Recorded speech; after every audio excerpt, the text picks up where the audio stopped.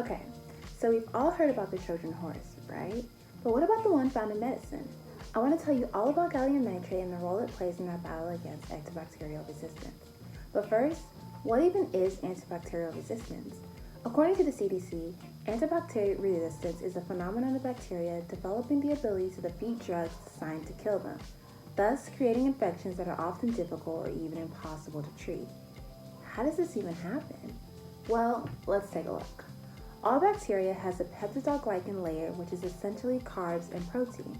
This layer is what antibiotics such as penicillin attack, while gram-positive bacteria has a thick peptidoglycan layer that is easily accessible. Gram-negative bacteria's peptidoglycan layer is thin and also blocked by an outer lipid membrane. This makes resistant antibiotics much easier for it. So while gram-positive bacteria is easier to attack, gram-negative bacteria is another story. This is where gallium nitrate comes into play. Gallium nitrate is a type of nitrate salt that is normally used to diagnose cancer patients as well as lower their levels of calcium if it gets too high. Though it has no proven function in biological systems, it can act as an iron mimetic in both prokaryotic and eukaryotic cells. Iron is essential for almost all pathogens, as it is required in enzymes mediating DNA synthesis, electron transport, and other key processes. A key to the survival of bacteria is the use of iron. For bacteria to sustain their colonies and spread, they must first absorb iron enzymes that act as their powerhouse. These enzymes provide the bacteria colonies with the main nutrients required to activate the metabolic processes needed for their growth.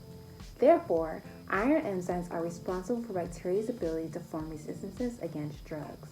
Furthermore, without them, bacteria cannot survive within its host, cause disease, or establish resistance against drugs created to kill them. Simply put, no iron, no problems. Gallium nitrate acts as a Trojan horse to disrupt iron enzymes. Because it contains substances that are almost identical to that of iron, bacteria are unable to distinguish between the two. Thus, the presence of gallium tricks the bacterial colonies into believing that they have more than enough iron and no longer need to produce more. By doing so, they actually begin to starve themselves. Furthermore, bacteria quickly finds itself between a rock and a hard place. When they begin to starve, they immediately recognize that something is wrong and try to absorb more gallium nitrate while still under the guise that it is iron.